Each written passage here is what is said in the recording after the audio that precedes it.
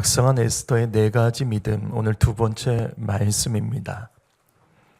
에스더 3장 13절 보시면 페르시아 왕이 하만의 뜻대로 페르시아에 살던 모든 유대인을 그해 12월 13일 단 하루 동안 남녀노소 가리지 않고 다 죽이고 재산까지 마음껏 약탈할 수 있는 악법이 통과되어 이제 전국에 선포가 됩니다.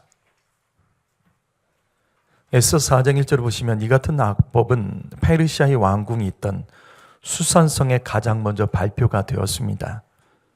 그러자 모르드게는 이스라엘 민족이 진멸하는 그 법 앞에서 대성통곡할 수밖에 없었습니다. 성도 여러분, 한 번 법이 선포되면 백성들은 그것을 따라야 됩니다. 따르지 않으면 불법한 자가 되기 때문입니다. 여러분, 그래서 우리나라 국회를 위해서 기도하셔야 합니다. 차별금지법과 낙태법, 공산주의, 사회주의 악법들이 만들어지면 교회는 따라야 됩니다. 그렇지 않으면 교회는 불법 집단이 됩니다. 그렇기 때문에 유럽과 미국에서 이 차별금지법과 동성애법 같은 것들이 합법화됐기 때문에 교회도 따라갔습니다. 교회도 동성애를 죄라고 더 이상 말하지 않았습니다. 어느새 동성애자, 목회자까지 교회에 세울 수밖에 없었습니다. 이거는 그 나라의 법이 그렇게 세워졌기 때문입니다. 그래서 교회가 무너졌고 더 이상 선교하는 나라들이 아니라 한국 교회를 향하여 선교사 보내달라는 그 지경에 이르게 된 겁니다. 다시 반복합니다. 여러분, 국회를 위해서 기도하시고 악한 법들을 구별하여 교회가 막아야 됩니다. 그러기 위해서는 교회가 정치에 대해서 말하고 정치에 대해서 기도하며 교회가 세상의 정치를 거룩하도록 견인해 나가야 될 사명이 있다는 것을 교회는 깨달아야 됩니다. 그래서 모르드게는 페르시아에 살던 유대 백성들이 모두 죽게 되는 이 악한 법이 선포되던 날 굵은 베옷을 입고 성중에 나가서 잠자는 이스라엘 백성들을 깨우며 하나님 보시기에 이스라엘 백성을 긍휼히 여겨주시도록 이와 같이 굵은 베옷을 입고 그가 엎드리며 하나님께 긍휼을 구합니다. 그리고 에스더 4장 3절 말씀, 이제 다른 지방에도 하만이 만든 악법이 선포되자 모든 유대 백성들은 모르드게처럼 금식하고 울며 애통하면서 하나님 앞에 엎드렸습니다. 하지만 지난 시간 말씀처럼 모든 유대인이 이렇게 한 것은 아닙니다. 민족이 위기 앞에서도 멸절 앞에서도 여전히 자기 문제에 빠져있고 자기만 바라보며 자기 생각하고 자기 연민에 빠져 살아갔던 사람도 있습니다. 그 대표적인 사람이 바로 에스더였습니다. 그래서 모르드게가 영적으로 잠들어 있던 에스더를 깨우며 각성시키는 말씀이 바로 오늘 우리가 읽었던 말씀의 내용입니다. 11절 말씀 보시면 모르드게는 왕궁에 편히 살고 있던 에스더에게 동족을 살리기 위해서 너 왕에게 나아가라 청하였습니다. 하지만 에스더는 누구든지 왕이 부르기 전까지 왕 앞에 먼저 나갈 수 없으며 그러면 자신이 죽임을 당할 것이라고 두려워합니다. 또 당시 아닥사스다 왕은 에스더 왕후를 30일 동안 찾지 않았습니다. 이 의미는 30일 동안 밤마다 다른 여인과 시간을 보냈다는 겁니다. 그래서 에스더는 이렇게 말하면서 남편에게 사랑도 받지 못한다며 자기 연민에 빠져 있었습니다.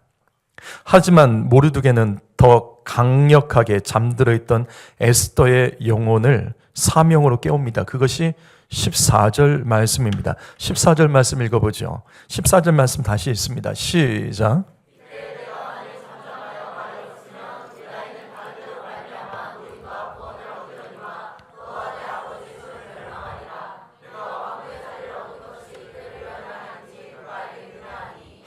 너가 왕位의 자리를 얻은 것은 이때를 위함이 아닌지 누가 알겠느냐? 바로 이것입니다. 성도 여러분, 하나님께서 우리에게 허락하신 모든 것은 사명 감당하라고 주신 것임을 깨달아야 됩니다. 그제서야 영적으로 잠들어 있던 에스더가 각성하며 깨어나게 됩니다. 그리고 에스더가 했던 말이 바로 그 유명한 죽으면 죽으리라 라는 이 말씀입니다. 에스더는 모르드게와 함께 유대 백성을 살리기 위해서 내가 죽어야 된다면 죽겠다라며 결단하며 헌신합니다. 드디어 에스더는 하나님이 자신을 페르시아의 왕비로 세워주신 그 사명, 이때를 위한 것이구나, 이제 깨닫고 각성하게 된 겁니다. 여러분, 우리는 오늘 말씀에서 4가지 하나님께서 우리에게 바라시는 믿음을 발견할 수 있습니다. 그 중에서 지난 시간에 먼저 2가지 말씀을 나눴죠. 기억나십니까? 첫 번째로 에스더를 통해서 돌이키는 믿음을 배워야 됩니다. 성도 여러분, 돌이킬 줄 알아야 됩니다. 영적으로 잠들 수 있고 넘어질 수 있고 실수할 수 있습니다. 그러나 주님은 우리에게 돌이키도록 계속해서 말씀하시고 권면하시며 다른 사람을 통해 계속 깨워주십니다. 성도 여러분, 잘못할 수 있습니다. 무너질 수 있습니다. 그러나 돌이키는 믿음 회복하시기를 바랍니다. 2번째가 연합하는 믿음입니다. 에스더는 자기만 봤습니다. 자신의 문제, 자신의 상황, 자신의 현실, 이것만 봤지만 에스더가 돌이킬 때 연합하는 믿음으로 내가 너희와 함께하겠다, 나와 함께하자, 연합하는 믿음으로 그가 각성을 하게 됩니다.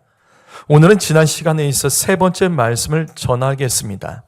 각성한 에스더의 3번째 믿음, 우리가 배워야 될 그 믿음은 바로 도전하는 믿음입니다. 도전하는 믿음.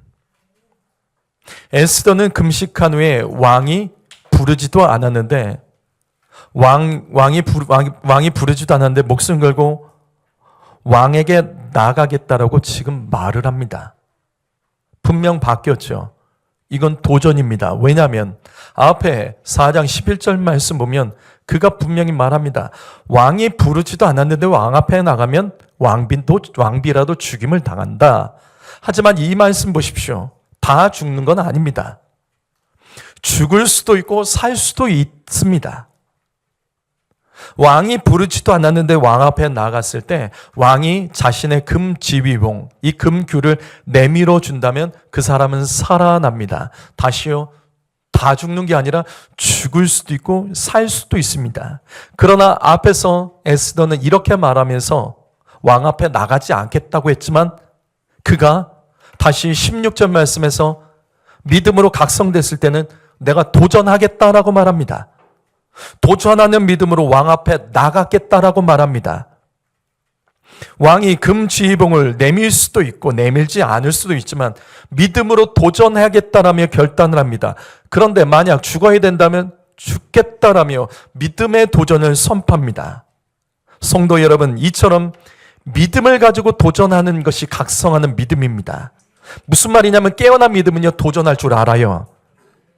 그런데 깨어나지 못한 사람의 특징, 그 믿음을 가진 사람의 특징은 믿음이 있다지만 계속해서 계산하고 따지고 핑계가 계속 따라다닙니다. 믿음은 있는데 계산을 하고 계속해서 따지고 핑계대면서 계산에 맞을 때만 움직이는 사람들이 있어요. 그거는 깨어난 믿음 아닙니다. 성도 여러분, 여러분의 믿음은 어떠십니까? 여러분 어떤 일을 하실 때 여러분의 믿음은 어떤 믿음으로 가지고 나가십니까? 어려운 일이 있어도 믿음으로 도전하십니까? 혹시 익숙한 것만 하는 믿음 가지고 계시지 않으세요? 잘 모르는 거는 모르니까 못하겠다 하는 믿음 있지 않으십니까? 계산해보고 따져봐서 할 만한 것만 하는 믿음 아니십니까?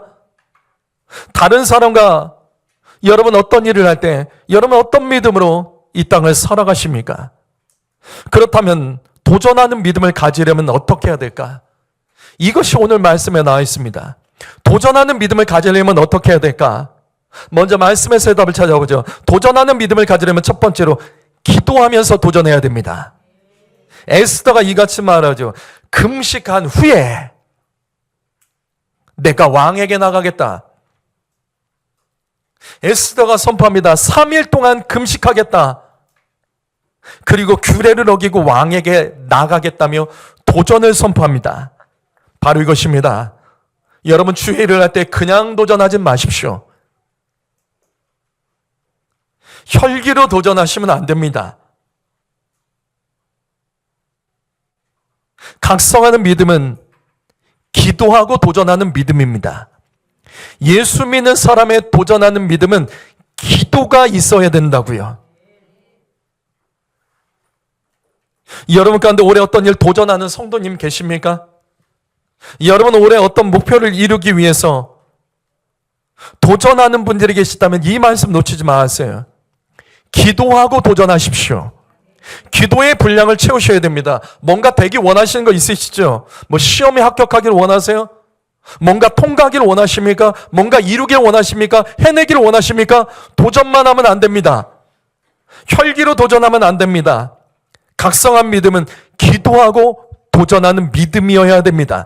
그래서 시편 81편 10절 말씀, 내 입을 크게 열라 내가 채우리라.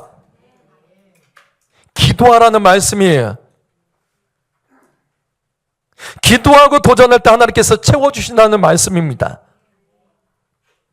우리가 기도할 때 우리 안에 있는 모든 염려와 두려움과 불안한 마음을 이기고 우리는 기도하면서 도전할 때 열매를 맺을 수 있음을 기억하며 성도 여러분, 정말 기도해야 됩니다. 두 번째로 도전하는 믿음을 가지려면 항상 같이 가야 되는 게 말씀이 같이 가야 됩니다. 말씀을 의지하여 도전해야 됩니다. 다시요. 기도도 해야 되지만 우리의 기도는 말씀을 근거로 나와야 되는 거예요. 그냥 내가 달라고 기도하는 것, 모든 종교에는 기도가 다 있어요. 여러분 불교 신자도요 철야기도 합니다. 새벽기도 있습니다. 어느 종교든지 기도는 다 있습니다. 그러나 그들의 기도와 우리의 기도가 다른 이유는 말씀을 근거로 하는 기도가 우리는 그들과 다른 거예요. 그래서 도전하는 믿음을 가지려면 말씀을 의지하여 도전을 해야 된다는 겁니다. 누가복음 5장 5절과 6절 말씀, 여기 말씀 읽어보죠. 읽어봅니다. 시작.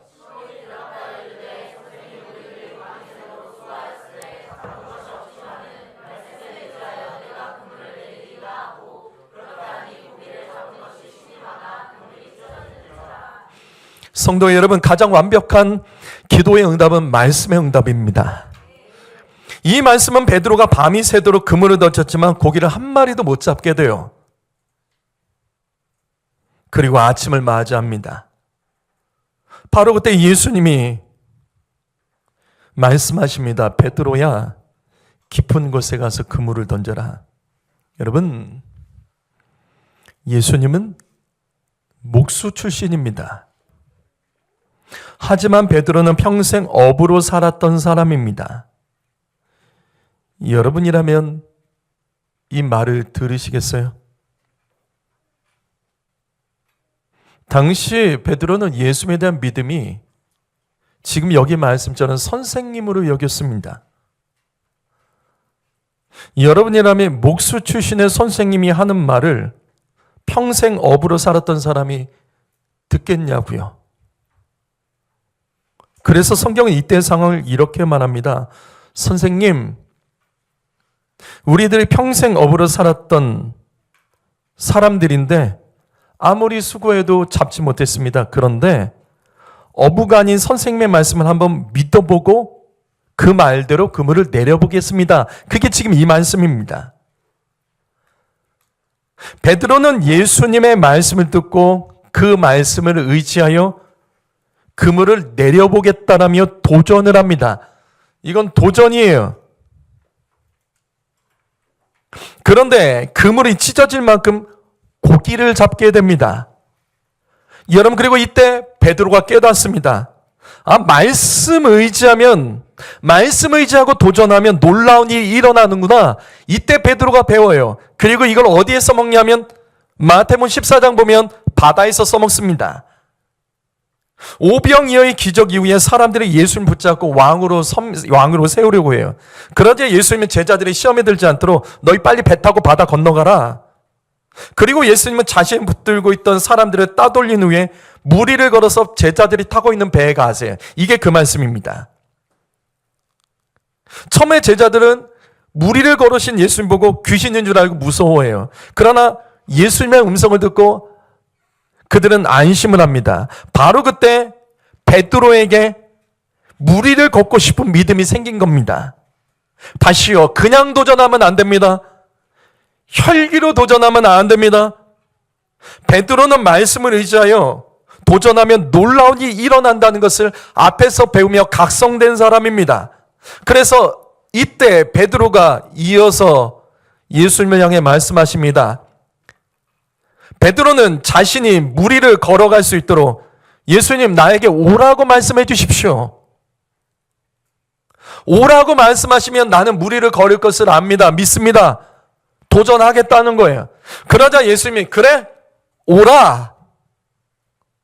베드로는 예수님이 오라고 말씀하실 때 배 바깥으로 나가 무리를 걸어 도전하며 무리를 걷는 최초의 인간이 됩니다. 바로 이것입니다. 도전은 그냥 믿음 가지고 하는 게 아니에요. 우리의 도전은 말씀의 근거가 있어야 됩니다. 성도 여러분, 내 생각과 감정으로 도전하는 거, 그걸 바꿔서 하나님 말씀을 듣고 도전하는 것으로 바꾸셔야 됩니다. 들은 말씀을 믿고 도전하십시오. 이것은 가나안 땅을 정복할 때 갈렙의 믿음이기도 합니다. 여호수아서 14장 12절 말씀 읽어보죠. 읽어봅니다. 시작.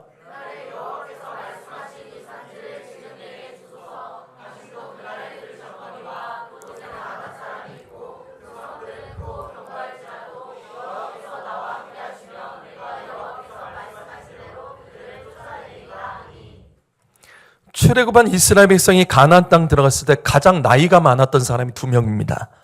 여호수아와 갈렙이요. 월등하게 나이가 많았습니다. 그런데 이스라엘 백성이 가나안 땅 헤브론 산지에 이르렀을 때 그곳은 산이 높았고 아낙 자손 즉 거인들이 살고 있었습니다.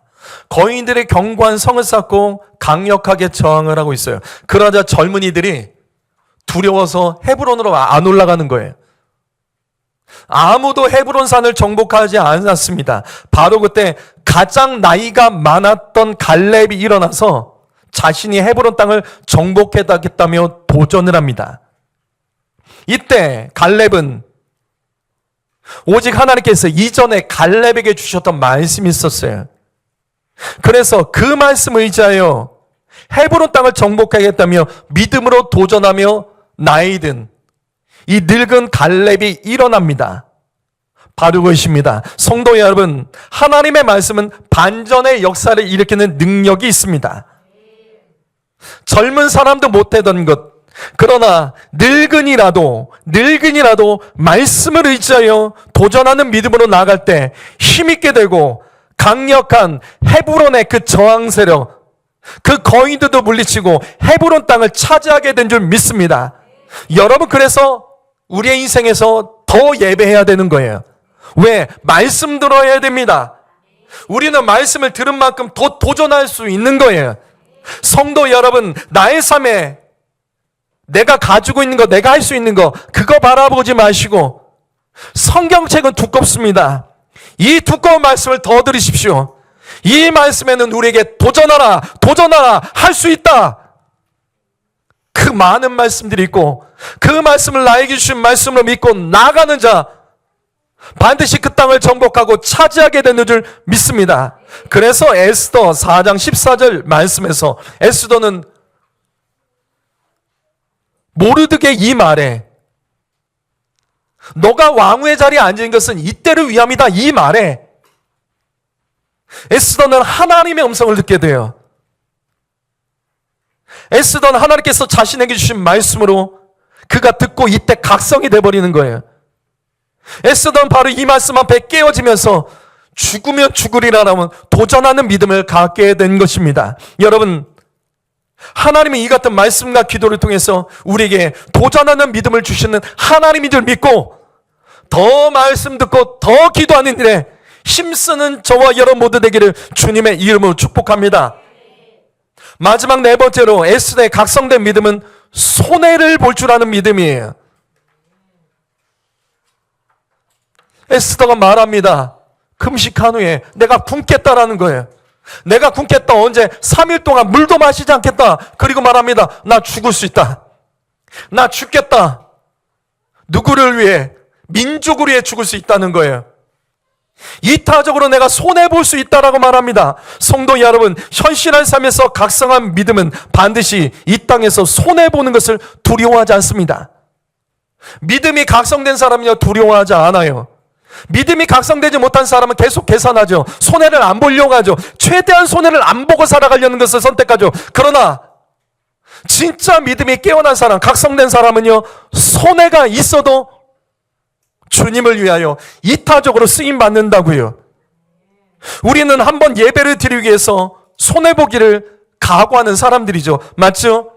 이 자리에 계신 분들은 더 쉬고 싶고 놀고 싶고 어쩌면 돈을 더 벌고 싶고, 그러나 예배 드리기 위해서 손해보는 믿음을 가졌기 때문에 우리가 더 예배 드린 거예요. 새벽은 더 확실해요. 새벽에는 더 잠자고 싶고 더 쉬고 싶은데 손해보기를 각오하고 내가 오늘 하루 피곤할 것을 각오하며 예배드린 사람, 손해보는 믿음 가진 사람들이 주일하고 주님의 뜻대로 살아가는 거예요. 예수 믿는 것은 시간의 손해를 봐야 됩니다. 예수 믿으려면요, 재정의 손해도 봐야 돼요. 예수 믿으려면 자존심의 손해도 봐야 됩니다. 나의 삶의 계획과 목표도 주님 때문에 손해를 보고 때로는 미루기도 하고 바꾸기도 하는 인생이 예수 믿는 사람입니다. 에스더도 그랬습니다. 왕궁에서 편하게 살면 얼마나 좋아요. 인정받고 황으로서 인정받으면 얼마나 좋습니까? 근데 다 갖다 버리겠다는 거예요. 내가 목숨 걸고 왕 앞에 나가겠다는 겁니다. 굶겠다는 겁니다. 그 맛있는 음식과 좋은 음식들 그거 다 굶고 마시도 않고 죽기를 각오하고 손해보며 이스라엘 백성 살리겠다며 그가 헌신한 겁니다. 성도 여러분, 예수 믿는 것은 내가 가진 것을 포기하고 잃어버릴 줄도 아는 손해보는 믿음을 가져야 됩니다. 예수 믿는 것은 이 땅에서 높아지고 좋아질 수 있지만 주님의 뜻대로 살기 위하여 때로는 어려움을 각오하고 고난과 수치를 당할 수 있어도 손해보는 믿음을 가진 자가 진짜 예수 믿는 믿음입니다. 루키 4장 6절 말씀을 읽어볼까요? 루키 4장 6절입니다. 시작.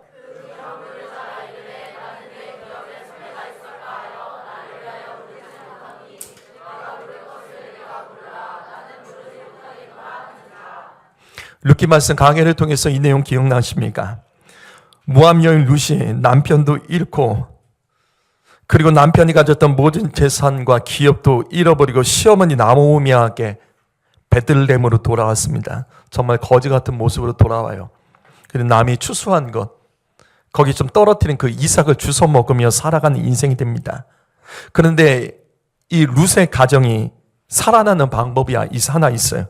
그것이 바로 기업 물을 자의 고해일이라는 제도예요. 그 남편의 가장 가까운 가족이나 친척 중에 이같이 어려운 당한 자가 있다면 가장 가까운 친척이 잃어버린 자의 그 기업을 회복해 주고 그 손해를 자신이 감당하는 거예요. 하지만 이 말씀 보십시오. 당시 나오미와 룻의 가장 가까운 친족이었던 사람은 룻의 기업을 회복해 주기 위해서 나는 손해보지 않겠다는 거예요. 자신의 것을 손해보지 않겠다며 룻을 받아들이지 않습니다. 그런데 이때 보아스가 룻을 아내로 맞이하며 보아스는 룻을 아내로 맞이하고 보아스는 룻의 전 남편이 잃어버렸던 모든 재산까지 찾아주면서 자신의 가진 것을 손해봤습니다. 하지만 이같이 손해보는 믿음을 가졌던 보아스를 하나님께서는 기뻐하시며 보아스를 축복하십니다. 그래서 보아스가 후에 다윗 왕의 조상이 되고 그 후손에서 이 땅에 육신으로 오신 예수님이 태어나십니다. 육신으로 오신 예수님의 조상이 바로 보아스가 된다고요. 이같이 손해보는 믿음은 하나님께서 반드시 갚아주십니다.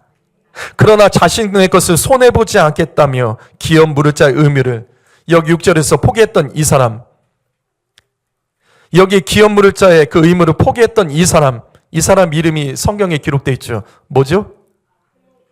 그래, 우리는 알고 있습니다. 4장 1절에 아무개로 나옵니다. 아무개가 해라고 뭘까 그런 거 궁금해하실 필요가 없겠죠? 그냥 아무개예요. 이름이 없다는 뜻이에요. 무슨 말이면 이 땅에서 하나님 뜻과 사명을 위해서 손해볼 수 없는 자. 이타적으로 살지 못한 자는 그 이름이 지워진다는 것을 우리에게 가르쳐 주는 겁니다. 사랑하는 성도 여러분, 주님을 위해서, 하나님의 뜻을 위하여, 교회를 위하여, 영혼 구원을 위하여 말씀에 순종하기에 손해보는 자가 복이 있습니다. 마태복음 14장 17절 말씀 보면 우리가 잘 아는 오병이의 기적의 한 부분입니다.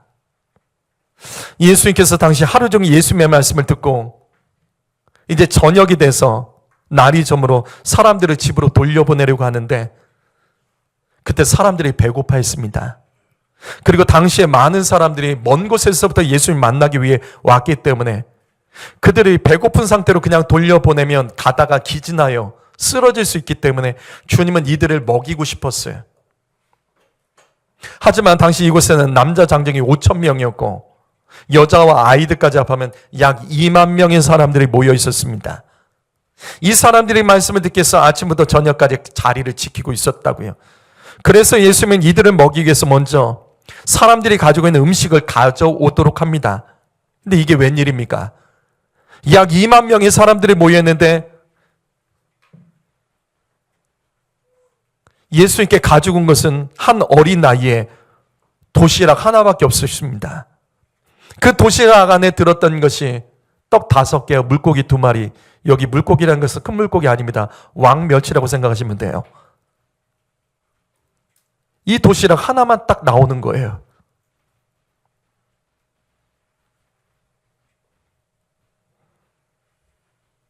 그래서 예수님은 이 도시락 하나로 여기 있는 사람들을 먹이기 위해 그것을 축복하시고 이것을 통해 사람들을 배부르게 먹이십니다. 많은 사람들이 있었지만 각자 자기의 것을 손해보려고 하지 않았어요. 어린아이 한 아이만 자신의 도시락을 주님께 드리며 손해봤습니다. 그러나 예수님이 이 아이의 오병이의 도시락을 받으시고 이것을 하나님께 감사히 올려드리며 모인 모든 사람들을 풍족하게 채워주십니다. 그래서 마태복음 14장 20절을 보시면 다 먹었어요. 남자 장정 5천 명, 여자 포함해서 2만 명이 다 배부르게 먹었다고 성경에 기록됐죠. 남은 걸 보니까 12바구니입니다. 무슨 말이냐면 처음에 도시락 하나보다 월등하게 많은 숫자가 남은 거예요. 이렇게 도시락 하나로 남자 장정 5천 명을 먹이고도 남은 조각이 12바구니가 되었습니다.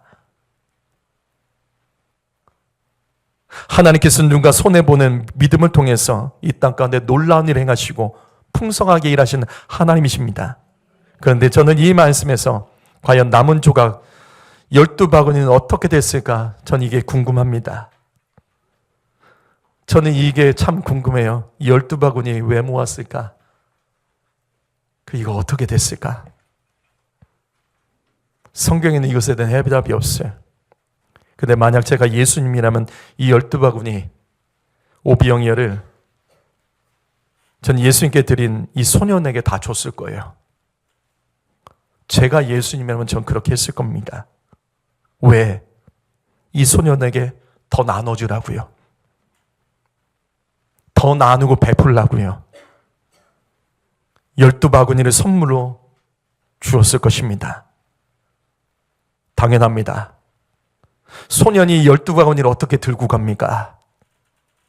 그래서 이 소년은 자신의 도시락뿐만 아니라 주님께서 주신 것을 다른 사람과 더 나누는 복된 인생이 됐을 것입니다. 성도 여러분, 바로 이것입니다. 우리가 믿는 하나님은 뺏는 분 아니세요. 언제나 더해 주시는 하나님이십니다. 각성한 믿음, 깨어있는 믿음은 자신의 것을 손해볼 줄 압니다. 왜냐하면 하나님께서는 우리가 손해보는 믿음으로 살아갈 때 더 많은 것을 나누고 베풀도록 더 채워주시는 하나님이라는 것을 믿어야 하기 때문입니다. 여러분, 이 믿음으로 주님의 나라와 교회를 위해서 손해보는 믿음을 가지셔야 됩니다. 인생하시면 안 돼요. 너무 딱딱 떨어지게 따지시면 안 됩니다. 그냥 넘어갈 줄도 알고 손해볼 줄도 알아야 됩니다. 손해보는 믿음이 진짜 큰 믿음이고 각성한 믿음이며 깨달은 믿음이란 뜻입니다. 오늘 말씀 마무리하겠습니다. 마태복음 13장 23절 말씀 읽어봅니다. 읽습니다. 시작.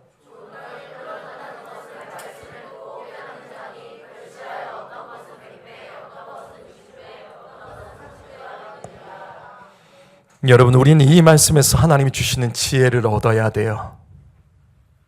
성도 여러분, 말씀 듣고 각성하십시오. 말씀을 듣고 깨달아 각성하는 믿음이 진짜 복이 있습니다. 이 말씀 보십시오. 말씀 듣고 깨닫는 자, 말씀 듣고 각성한 사람은요 100배, 60배, 30배의 결실이 있습니다.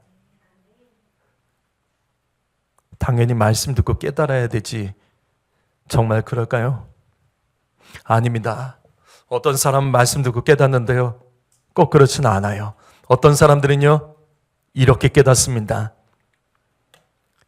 고난을 당하고 깨닫는 사람들이 있어요. 아무리 말씀을 해도 안 듣는 거예요. 아무리 말씀을 해도 안 들어요. 그런데 어느 날 그의 인생 가운데 문제가 터지고 그의 인생 가운데 감당하지 못할 어려운 일이 생길 때 그제서야 말씀이 들리는 거예요. 그제서야 전에 들었던 말씀이 생각나고 깨달아지는 사람이 있습니다. 성도 여러분, 여러분은 어떤 사람이십니까?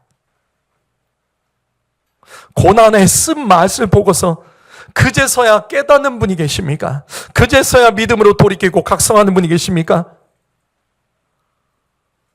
성도 여러분, 더 지혜로운 자가 되세요. 말씀 듣고 깨닫고 말씀 듣고 각성하는 자가 더 큰 열매가 있습니다. 하나님 우리에게 두 개를 다 주신다고요. 처음에는 말씀을 주세요. 그때 깨닫고 돌이키는 자가 정말 복된데, 그렇게 안 하면 하나님께서는 그 다음에는 고난을 주세요. 내가 원치 않은. 그렇게 해서라도 하나님께서 깨우시는 거예요. 나 인생 가운데 어떤 고난이 있다면, 지금 여러분의 인생 가운데 어떤 고난이 있다면 지금 이 말씀 때문은 아닐까요? 각성되라고, 깨달으라고, 다시 말씀으로 돌아오라고. 나 인생에 고난이 있을 때 원망거리 찾지 마시고, 하나님 나를 이렇게 해서라도 깨우고 살리시는구나, 이 믿음을 가지고 나가는 자가 그 인생 가운데 더 복된 인생으로 살아갈 수 있고, 하나님께서는 그 인생을 통해 이렇게라도 사용되어 하나님께서 기뻐하시는 거룩한 도구로 쓰임받게 되는 줄 믿습니다. 말씀 듣고 더 빨리 깨닫는 자가 되시기를 주님의 이름으로 꼭 부탁드립니다. 기도하겠습니다.